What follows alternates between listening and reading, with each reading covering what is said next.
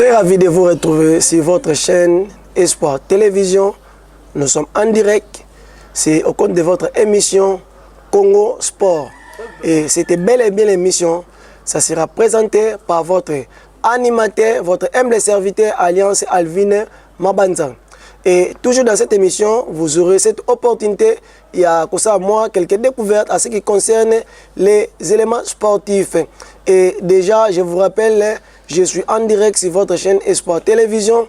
Déjà, je remercie l'équipe technique à qui nous travaillons en collaboration. Derrière les caméras, je vois monsieur de Panama, où je l'appelle Tonton Bon.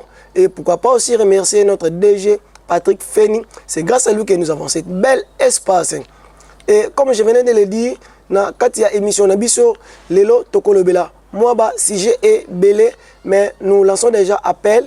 Na bande konyons tout, été émission Oyo et Kobanda Koleka chaque mercredi, na 17h juste. Et chaque samedi aussi, na partir de 17h juste. Même si kindaki wap ou bimako kindaki wap, so comme on dit mercredi tout comme dans 17h juste, aux en direct pour na kolanda émission Congo Sport. Comme je venais de le dire, aujourd'hui nous allons parler sur les listes définitives et Outai Kobima, na entraîneur Sébastien Desabre. Déjà, je vous rappelle d'abord les différentes joueurs na ba o ba outi kalate ko zala sélectionner et ceux qui n'a déjà na régie a ko aider biso na partie ya photo moko ezawana na photo wana net ko monta ego na photo wana net ko permettre biso to meka un peu ko ça bino rappel parce que il y a plusieurs personnes. Oh, jusque-là, Bazali Koyebate, quels sont les joueurs au Baza sélectionnés? Et pourquoi pas aussi remercier Bandeko Moussoussou, au Baza Nakadi mal, Yakolanda Biso, peut-être parfois Zalibana Mboka, et Bandeko Wana, tous ceux qui se soucient pour Nabino, ceux qui ont l'Ingolanda émission Oyo Congo Sport, pour Nakoyeba Makamo Ezoleka, na O Etali Actualité Sportive, na singo juste que neka na chaîne Espoir Télévision, au commis Espoir TV officiel, au commun émission Oyo Ezali, au Kolanda émission Oyo en direct.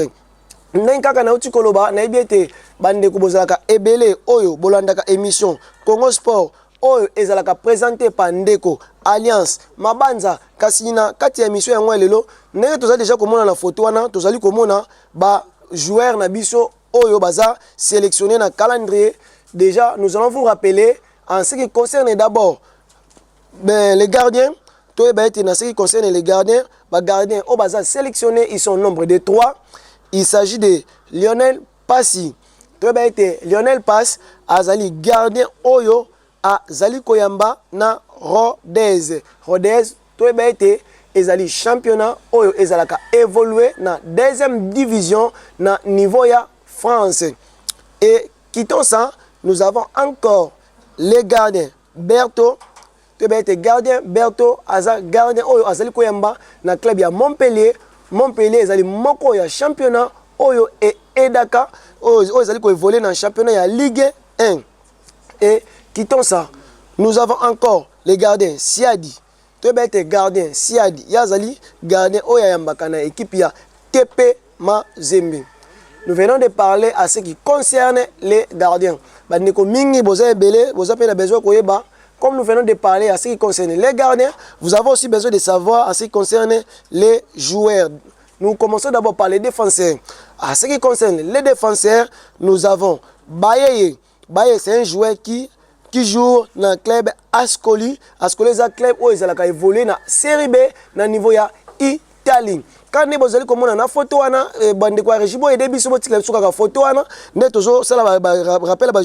nous avons encore Gédéon Kaloulou ne bazali komona na image wana Gédéon Kaloulou azali un défenseur ou azali ko évoluer na club ya Lorient ezali pe moko ya club évoluer na championnat ya Ligue 1.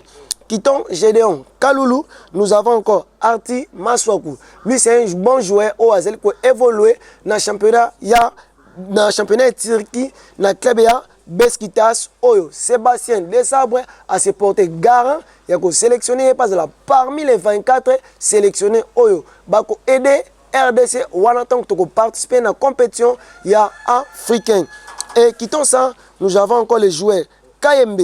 tu vas être joué KMB ya betaka na club ya Belgique na club ya Genk. Et quittons ça, nous avons encore les joueurs Bouchiri. D'ailleurs, nous avons la image de la photo, nous avons le joueur Bouchiri, il a évolué dans le club Hibernians. Hibernians, c'est un club où il a évolué dans le championnat écossais. Et quittons ça, nous avons encore les joueurs Chancel Mbemba. Lui, on appelle les demi-dieux. Tu vas être Chancel Mbemba Zali. Moko ya joueur Zali ko sa exploit na niveau ya championnat en France et na liste Oyo CAF ayeba ko publier. Boy ba être Chancel Mbemba yende azalaki Elin. Et quittons Chancel Mbemba, nous avons encore Inonga Baka. Nous venons de le voir, Inonga Baka, après avoir passé au sein de l'Est Vite Club et à DSMP. Et aujourd'hui, Inonga Baka a évolué dans le championnat de Tanzanie, dans le club Simba. Et nous venons de parler à ce qui concerne les défenseurs. Maintenant, nous allons aussi avancer à ce qui concerne les milieux du terrain. Kakane vous allez comment na photo na na milieu du terrain, boy ba tout ça na jouer Edo Kayembe. Tu vas être Edo Kayembe, c'est un joueur qui va évoluer dans le championnat d'Angleterre, dans le club de Watford. Et à part ça, nous avons encore Charles Piquel.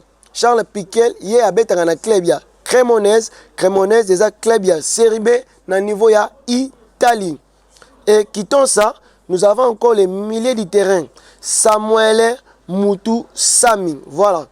Samuel Moutou Sami, c'est un joueur. C'est un médiateur, Otoyebi, Aïdakayar, c'est Makassi, il a évolué dans le club de Nantes, toujours dans le championnat de France. Nous venons de voir que la sélection d'Abisso, il y a tout, ils ont toujours dominé par les joueurs qui ont évolué dans le championnat de France. Toujours à ce qui concerne le milieu du terrain, nous avons encore les joueurs Aaron Chibola. Aaron Chibola, c'est un bon médiateur qui a évolué dans le club de Ata et Mirate. Et quittons ça, nous avons encore les joueurs Gaël Kakuta, les joueurs Gaël Kakuta, qui ont médiateur, qui ont évolué dans Amiens, dans le championnat de France. Et à part ça, nous avons encore Silas. Nous avons les joueurs Silas. Silas Kantopa, c'est un bon médiateur qui a évolué dans le championnat. Il y a Allemagne dans le club Stuttgart. Et nous avons encore Meshek Elia.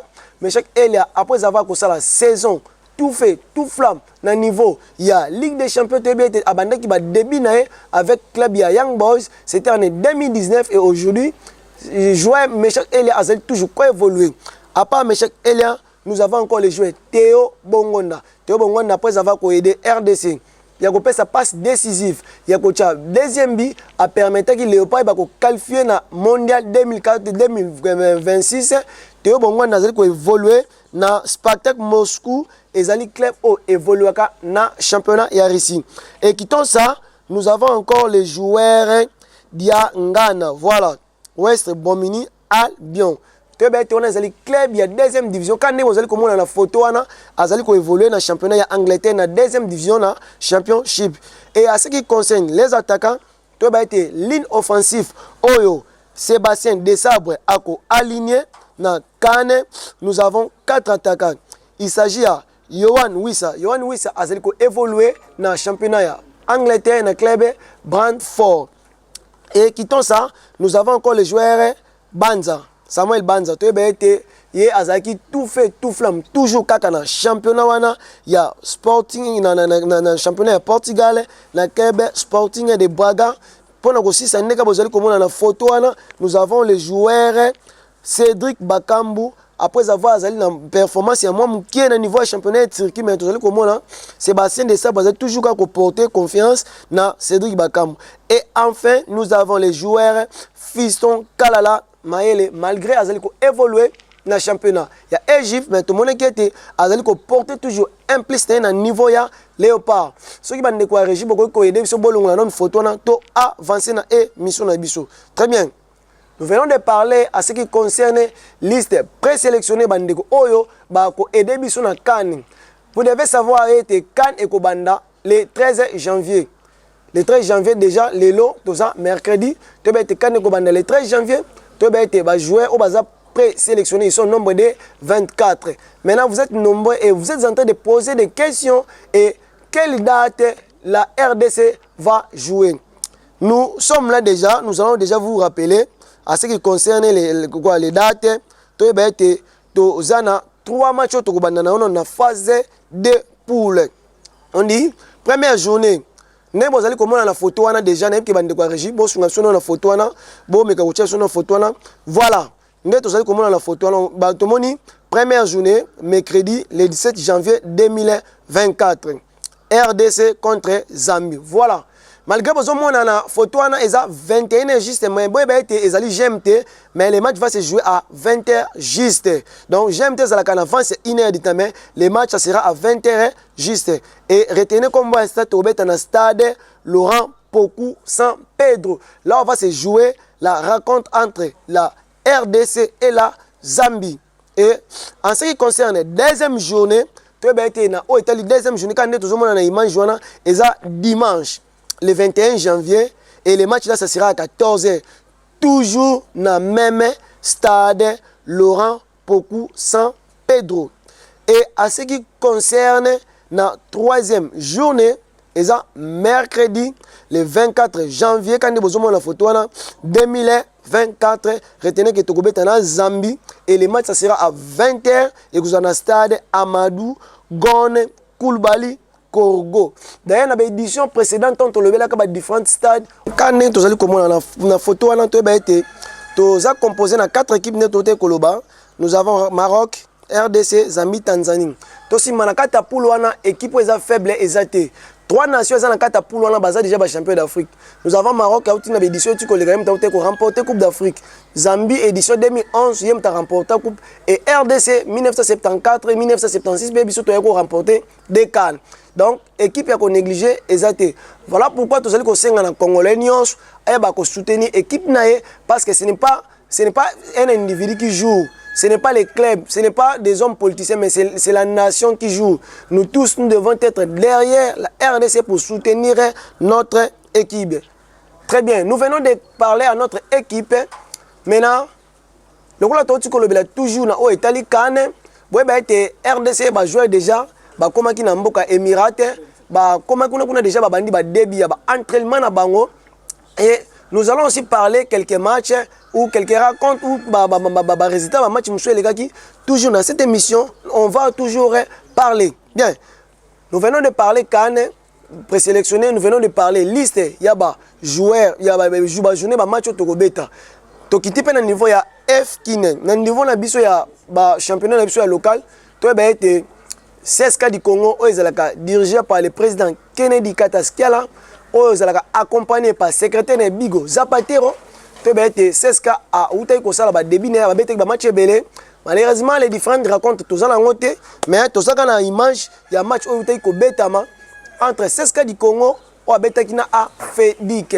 Match on a été et Betama Kina et dans terrain STP, 16 cas du Congo après avoir que ça la nil au niveau à 80 quelques minutes et toi comme on a été na 90 minutes les joueurs on appelle Johnny Munanika CR7 lui c'est il y a bien même tapé ça qui opportunité il y a 16 cas du Congo ko gagner à Fédique par le score de NBA 0 et si je suis prête na régie à Koko et de biso to mécanon côté la bon moment oh et les gars qui n'intérêt à STP suivez.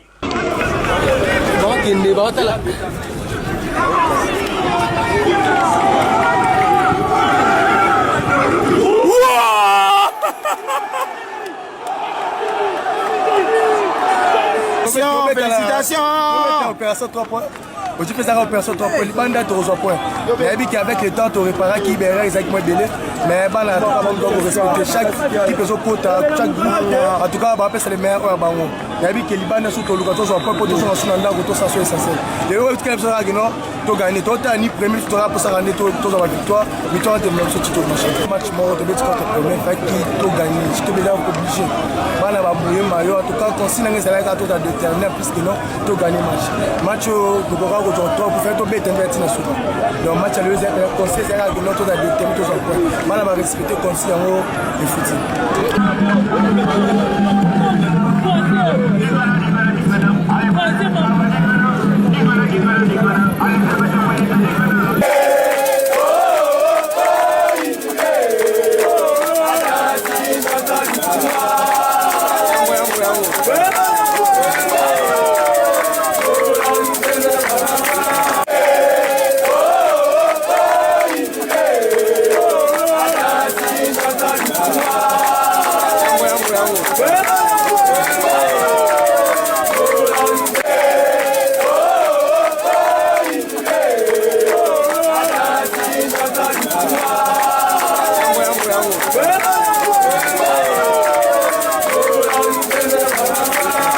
Très bien.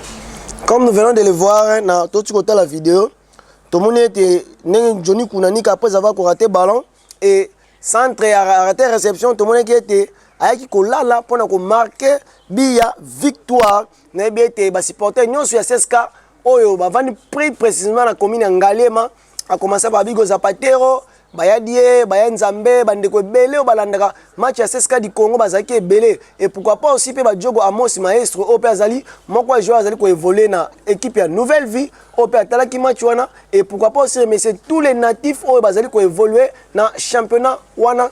Bazali qui porte soutien à Bango dans le club à CSK du Congo.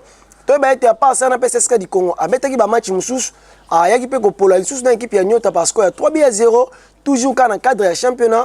Tu as CSK du Congo, Azali club au Azali ko beta titre cette année. Et on a tous les cosinga na ba supporter, nyons, boza tout derrière club nabino. Ce que CSK du Congo a mati, ezape honneur. C'est que Bigo Zapatero, c'était prévu tous en awa, n'ebe te empêchement, mais na émission et koleka, toko zanabino toujours awa. Et pourquoi pas aussi remercier coach Paul, au pe bientôt là, ou te pe ko ça la manifestation na yote koleka na mona pe bande ko mingi bazala ki wana na mona ba Marielle Lembe azaki pe wana pona kolanda pour ko assister na événement ya ndeko coach Paul asalaki Marielle Lembe les grands pe journalistes na pe sur mot de sika ozali yo po ozali compagnon de travail et nous avançons toujours. Maintenant nous allons vous rappeler quelques matchs qui va se jouer aujourd'hui. Déjà là, comme nous sommes mercredi, nous allons vous rappeler quelques matchs. Nous avons été émission Oyoyo et dakabande ko mingi pe pona ko zo ba résultat ya ba score ya ba match mususu en ce qui concerne les championnats. Voilà. Nous sommes déjà là. Nous sommes là déjà. Voilà. La Liga, très bien. Très bien Liga et les championnats moko Oyo na minute est très serré. Pourquoi nous avons dit cela? Parce que Liga cette fois-ci ezali ko donc les championnats minute comme trop serré dans niveau ya ba point et pourquoi ça ndezali ko monana baza serré ya ko kangama. Real Madrid qui est en tête suivi de Girone et AT et suivi à Barcelone. Et quel raconte qui va se jouer aujourd'hui là? Déjà tenez bon, prenez vos carnets d'adresse comme Babache ko betama lelo. Retenez déjà en direct, on est déjà 17h. Déjà, Granada Zobetana, Cadiz. À un moment donné, nous allons vous donner les scores. Et à 19h15, Celta Vigo va jouer face à Betis. Et toujours dans la même heure, Real Madrid, Mallorca. Et 21h30, Girone, Atlético de Madrid. Vous avez retenu Real qui est en tête, Abetana Mallorca, une équipe au Azana C, mais Atlético de Madrid va jouer face à la Gérone où ils allaient bataille à place. Et nous avons vu que le championnat est trop serré, mais on voit donc tout le monde est obligé de gagner aujourd'hui. Et je sais que vous êtes là nombreux Oyo Bozali Kolanda émission Oyo. Nous allons d'abord rappeler nous allons lire quelques messages. Les gens bandeko mingo bazali kota l'émission ya Congo Sport. Comme j'avais dit dès le début, ceux qui ont besoin de participer à l'émission de Congo Sport, il suffit de un numéro qui affiché et de directive pour les Kanakatia et mission. Et then il là où il Shadrach Anania na ebi toza accompagné na mninga na Denzuna Berveli Mamba ope bolanda émission makasi na pesi bino na mbote mais nous avons quelques messages tokotanga awa. Message de bosseza nani. Voilà. Sali ndeko alliance ezali ngai architecte Nevi Munganga na talaka émission na Congo Sport na zape na besoin o kitakati na terrain. Ndeko Nevi Munganga yango mona ki nazaki na te ko l'accès image o te ki oleka na terrain STP donc na yakati na terrain. So oza na besoin to mona la kana tout le monde a numéro na benga après émission toko sur la bande ko nyos pe baza besoin participer à émission benga après émission to sani toko solo la deuxième message za nani Saline de Alliance et moi Munganga Morai Arsène na komelo depuis Ngalema na la émission non mingi mais naza la besoin pe na participer à émission non comment faire ndeko Morai si tu voulais participer à cette émission il suffit au benga ngai. Et troisième message za nani Saline Alliance ezali ngai Gédéon Mabanza nazali accompagné na master na ngai Rémi Loïc Kia toza esika mona Enoch les pouvoirs toza kota la émission en direct na TV ndeko Rémi Gédéon na Enoch koto bozali merci na pesi bino bambote na bino nyonso bo continuer kaka ko komela kabiso na émission oyoyo très bien. Maintenant nous allons maintenant vous rappeler liste ya ba joueurs oyoyo baza nominé to ba été FIFA déjà ou ko publier liste nae à ce qui concerne ba joueurs au baza nominé. Boy ba été liste eza dirigée par un joueur congolais ou azali ko évoluer au sein ya club Marseille. Et c'est qui les joueurs na bi vous avez belé pour na ko ba so joueur ngoza nani boy ba été ezali Chancel Mbemba. Voilà. Nous allons vous donner les listes ya bandeko oyoyo bazali ko bio bazali nominé. Boy ba ce qui concerne les voix. Nous avons les joueurs Chancel Mbemba, où a voté 23 198 000 votes. Yenda Zaki Eli, où a numéro 1, où a voté dans la liste Oyo Kaf Aoutaki ko publié. Et à part ça, nous avons encore Riyad Mahrez. Yazali deuxième avec 18 379 votes. 49 Mozali Komona na Iman Joana. Et na troisième position, nous avons Victor Osimhen, où a voté avec 12 705 votes. Et à part ça, nous avons encore Yancine Bonou avec 10 655 votes. Et à part ça, nous avons encore Vincent Aboubakar avec 9 448 000 votes. Et à la septième position, nous avons c'est qui septième position, voilà. Sixième position, c'est Sadio. Non, oui. Septième position, c'est Mohamed Salah avec 6 370 votes. Et 8e, André Onana, 5 946 votes. Et à la 9e position, nous avons Serou Guissari avec 5 674 votes. Et nous avons la 10e position, Ashraf Hakimi. On avait parlé à ce qui concernait la CAN. La CAN est une compétition trop serrée. Et surtout dans le groupe autre, nous avons Maroc. Maroc a été exploit dans la Coupe du Monde. Et pourquoi pas aussi nous soyons. Donc, nous devons prendre cette match à conscience. Parce que tu es la surprise. Et arriver que le match est Sili. Et nous sommes là. Qu'on s'est posé la question. Zambie a tout fait tout flamme. Tanzanie a tout fait tout flamme. Tout ça comme on a championnat de Zambie. Il y a Tanzanie qui a évolué avec des clubs tels que Young Boys, Simba, club Ezali Ebe et Belé. Et quittons ça, nous avons encore quelques messages YouTube.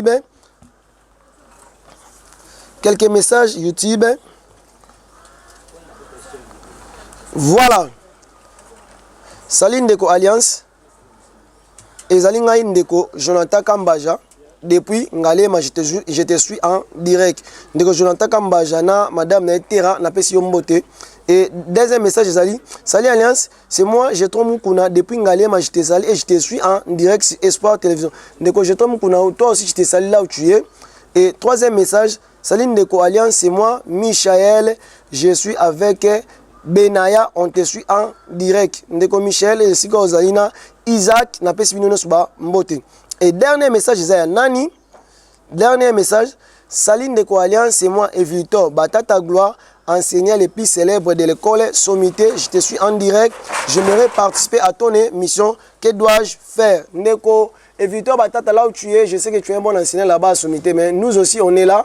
Si vous voulez participer à cette émission, il suffit ya ko benga biso. Bandeko ming ope ba komelaka biso. Pour participer à cette émission, votre espace est là. Il suffit de m'appeler. Il y a mon numéro qui est affiché là-bas. Comme j'avais dit dès le début, l'émission Congo Sport, c'est une émission pour tous. Et c'est une émission individuelle. J'aimerais à la prochaine fois, ce qu'on a besoin dans le bela, activité na yo, maison d'habillement, salon, tout consort, il suffit de m'appeler au Benginga et je vais te suivre en direct. Vous avez déjà conchité dans l'émission Nabiso, na sinon d'abord je salue d'abord à une sœur que j'aime beaucoup, Mère Yakabwe. Et pourquoi pas aussi à sa sœur Gloria Kaboulen. Comme nous venons de le dire, nous allons vous rappeler d'abord quelques derbys quinois et qui va se jouer déjà semaine Oyo Tozali. Les 7, il y aura rencontre entre AS Vita Club et Dering Club Motema Pembe. Vita depuis départ Yamama Bestin Kaza Vita Zaliko évolué. trop bien na niveau ya championnat parce que tu kobeta ba match nyonso tu kobeta toujours comment dire succès toujours difficile na côté AS Vita Club ndeko Eden Landu na ibi ete poza limoko ya bato oyo ozamo lobena oyo etali mambu ya AS Vita Club prochaine émission to ozape na posa ndeko Eden Landu na plateau na biso awa oyo kolobela pe ma détail mususu na oyo etali ngato zolo ba muto nyonso toza besoin participer na émission oyo a ileka a benga biso na numéro 1 et je remercie aussi ma concert Ketsalina oyo pe à landaka biso et pourquoi pas aussi ndeko Gabriel oyo pe à landaka biso toujours na Espoir Télévision et pourquoi pas aussi de Panama ndeko Patrick Nzao oyo pe za moko ba cameraman na chaîne Espoir Télévision. Je sais que vous avez sengo tant landaka émission ya Congo Sport et nous allons aussi lancer un appel boy ba été vite abandek ba début déjà à zali ko s'entraîner na terrain ya Tata Raphaël match ekozala jeudi na ngonga match ekozala le 7 na ngonga ya 15h30 cher Vita Club tant bozoke na stade tolingi ko buka te tolingi mobulu te bandeko ming o batalaka émission na biso ya plusieurs personnes se posent des questions ndeko Philippe Wata et moko pe ya bato partager ka émission ndeko Philippe Wata tuzali ko singa o partager pe émission ndingo mesana ko partager et pourquoi pas aussi Alain Ngoyi o pe alandaka émission à chaque temps et pourquoi pas aussi remercier bato nyonso tout ba base nyonso tout o balandaka émission Congo Sport et cette émission sera toujours présentée par Alliance Mabanza et yango na osenga bandeko o nyonso bazana besoin participer à cette émission. Il suffit, il y a un numéro, vous allez participer à cette émission. Vous allez comment dans cette émission, tout ça la rappelle, parce que ça n'a pas mingi, tout le bac dès le début, qui liste définitive de ça, et pourquoi pas aussi tolobi ba nomba ba jouer ba match o to beta ndeko mulumbala o tuer na pesio pe mbote na bi ko tala émission oyo na ba ndeko nyonso o bazaki en direct o bazaki kolanda biso et je vous salue tous boy ba ete émission no Congo Sport e banda koleka chaque mercredi 17h et samedi 17h juste ba ndeko nyonso na pesi bino mbote Eden Landu na madame na ona bébé no esika na pesi bino mbote to kutani na prochaine numéro bye.